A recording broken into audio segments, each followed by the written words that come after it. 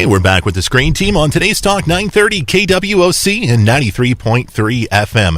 The show is being brought to you by Fearless Social, putting their skills to work in Poplar, Bluff since 2011. For more details, you can follow him, Mr. Dr. Ben Atkins, on Facebook. Also, Whitworth Gift Chest Jewelers, where Walmart is next door to us. Obviously, Valentine's Day is over, but there's a lot of important holidays coming up. You got Mother's Day, you've got birthdays, and something nice from Whitworth Gift Chest Jewelers would be awesome. So check them out. They're right next door to Walmart in Poplar Bluff. Also, Poplar Bluff Drywall, interior and exterior finishing. They do commercial, residential work. Give them a call, 714-3127. Poplar Bluff Drywall, we rock. And Lori, Sam does such a great job on...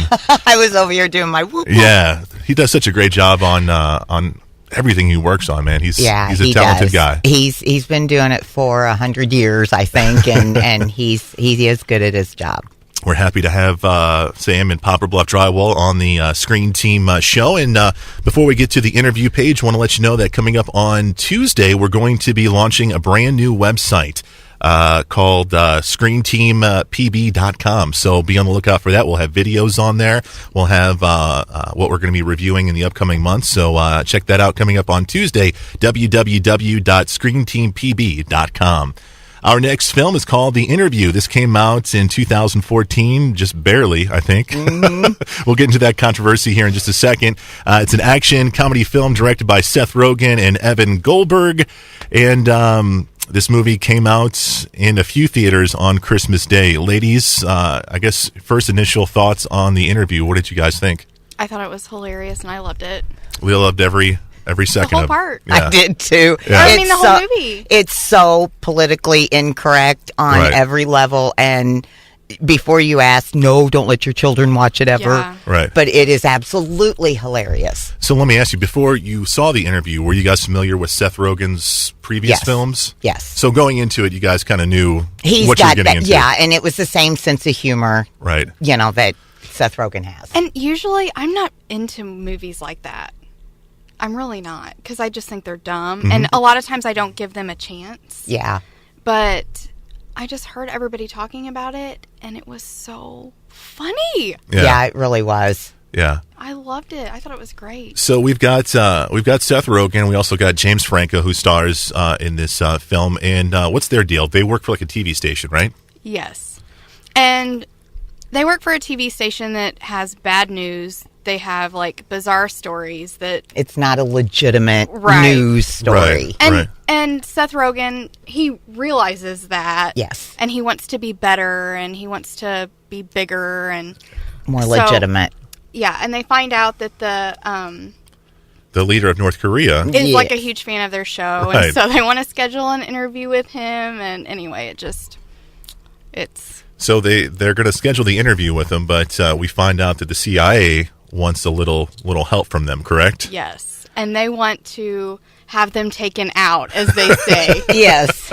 And it's a very attractive CIA agent. Oh, yes, she is. Which I was shocked that I don't know if you watched the show Nashville. It's ABC show on Wednesday nights.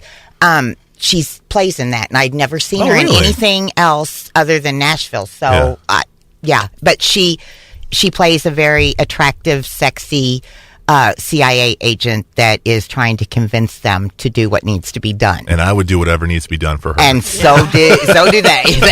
They want to. So they go to North Korea and they visit Kim Jong-un, I think is his name, and Kim Jong's. It doesn't really matter. No, I don't know. I just watched it again last night. He's Chong Chong.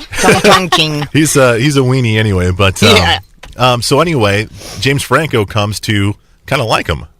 They become great buddies and get tanked together and margaritas and listen to Katy Perry and it's hilarious. It really is. So we don't want to give too much away, but obviously they're still trying to finish out their mission, and some things happen at the end of the film that we don't want to give away. But obviously this movie is not for kids. It's a rated R movie. A lot of bad language. I don't think there was any nudity or anything like that, was there? Yes. Oh, there was? Yes. I must have been asleep. There was didn't show too much, but there was definitely 2 sex scenes. Okay. Definitely 2 sex scenes. Okay.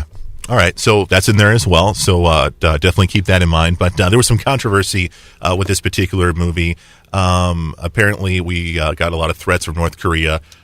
They heard about the film. They didn't want it to be shown, so they were basically going to threaten the United States. And they say they didn't do it, but they allegedly is said that they hijacked Sony, the company that produced this film. They hijacked all their emails and stuff like that. So Sony was kind of scared to put this particular film out. They kind of took a step back, came back, and released it on not only the movie theaters, but they also released it direct to video.